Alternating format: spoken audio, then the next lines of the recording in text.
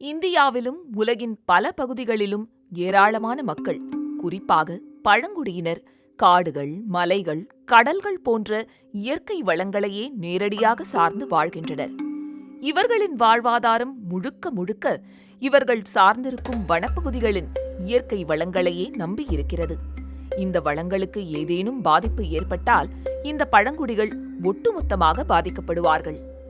நாகரீக நகரங்களில் வாழும் மக்களுக்கு ஒரு வேலை இல்லை என்றால் இன்னொரு வேலையை தேடிக்கொள்ளும் வாய்ப்புகள் அதிகம் இருக்கின்றன.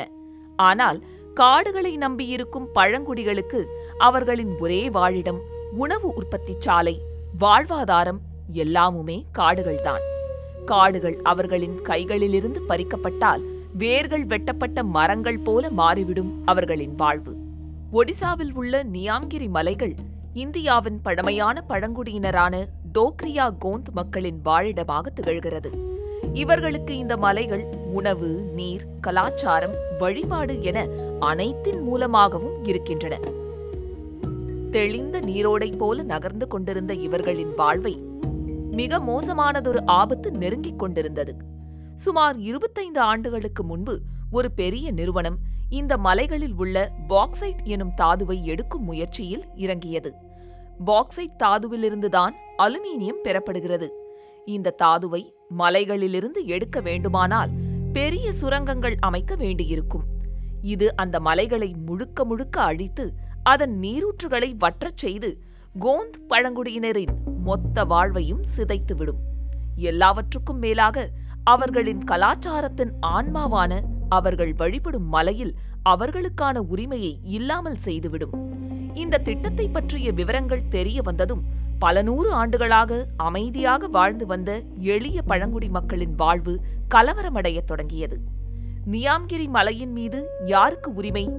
பாக்சைட் எடுக்க முயற்சி செய்யும் நிறுவனத்திற்கா, அல்லது அரசாங்கத்திற்கா, அல்லது அங்கு வாழும் மக்களுக்கா? இந்த கேள்வி இந்திய உச்சநீதிமன்றத்தில் எதிரொலித்தது.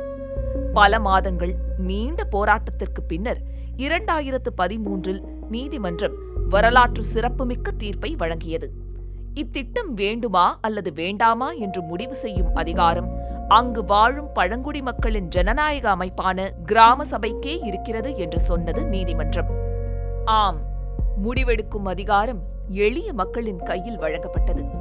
அவர்களது 12 கிராமங்களும் பாக்சைட் அகழும் திட்டத்திற்கு கடுமையான எதிர்ப்பை பதிவு செய்தன. நியாம்கிரி மலைகளும் பழங்குடிகளின் வாழ்வும் வாழ்வுரிமையும் சூழலும் பாதுகாக்கப்பட்டது. சுற்றுச்சூழல் பிரச்சனைகள் எல்லாமே இதுபோன்று காடுகளிலும் மலைகளிலும் மட்டும் நடப்பதில்லை. கிராமங்களிலும் நகரங்களிலும் பல்வேறு தொழிற்சாலைகளின் மாசுகள் நம் அனைவரின் வாழ்வையும் நேரடியாக பாதிக்கின்றன. சுதந்திர இந்தியாவின் மிக முக்கிய வழக்குகளில் ஒன்றான ராஜேந்திரநாத் வழக்கில் இது தொடர்பான முக்கியமான கேள்வி எழுப்பப்பட்டது. குடிமக்களுக்கு பேச்சுரிமை, தங்கள் கருத்தை வெளிப்படுத்தும் உரிமை இருப்பது போலவே நலமோடு வாழ்வதற்கான உரிமையும் இருக்கிறது தானே? அப்படியானால் தொழிற்சாலை மாசுபாடுகள் குடிமக்களின் ஆரோக்கியத்தை பாதித்தால் அது வாழ்வுரிமைக்கே எதிரானதுதானே? நீதிமன்றம் தெளிவாக கூறியது, வாழ்வுரிமை என்பது தூய காற்று, தூய நீர், ஆரோக்கியமான சூழல் ஆகியவற்றையும் கொண்டது. வளர்ச்சி முக்கியமானது, ஆனால் மனிதர்களின் நலனை காட்டிலும் முக்கியமில்லை. குறிப்பிட்ட வழக்கில் நீதிமன்றமானது தொழிற்சாலைகளை மாசை குறைக்க பாதுகாப்பான முறைகளை உருவாக்கும் வரையில் அவற்றின் செயல்பாட்டை நிறுத்த உத்தரவிட்டது. இது சுற்றுச்சூழலை பாதுகாப்பது என்பது மனிதர்களையும் காப்பது என்பதை காட்டியது. நியாம்கிரி வழக்கு இயற்கையோடு இணைந்து வாழும் மக்களின் குரல் மிக முக்கியம் என்பதை அறியச் செய்கிறது.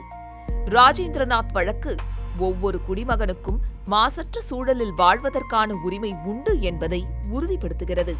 இந்த 2 கதைகளும் சேர்ந்து இந்தியாவின் சுற்றுச்சூழல் சட்டத்தின் வலிமையை வெளிப்படுத்துகின்றன. அரசியல் சட்டம் நமக்கு உரிமைகளை அளிக்கிறது. சட்டம் அவற்றை பாதுகாக்கும் கருவிகளை அளிக்கிறது. ஆனால் பூமியின் எதிர்காலம் நாம் எடுக்கும் முடிவுகளிலும் நமது பொறுப்புணர்வு மிக்க செயல்களிலும் உள்ளது. இயற்கையை காப்போம், வாழ்வை காப்போம்.